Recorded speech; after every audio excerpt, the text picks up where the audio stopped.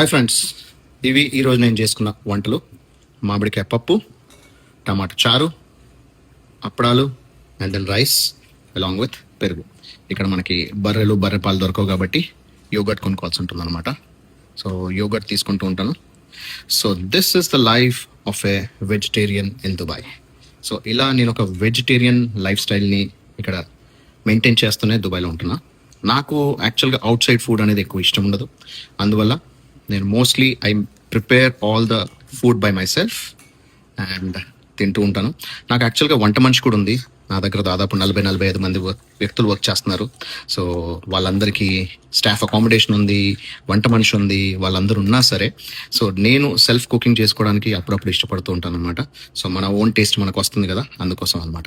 So ఇది మామిడికాయ పప్పు. మనకి ఇక్కడ దుబాయ్లో 365 days మామిడికాయలు దొరుకుతాయి. సో మంచి పుల్లటి మామిడికాయ దొరికింది. సో కచ్చమా రా మ్యాంగో, దాని తర్వాత ఇది టమాటా చారు, ఇవి గొట్టాలు అండ్ దెన్ రైస్ కుక్కర్ కూడా ఫ్రెష్గా తీసుకున్నా.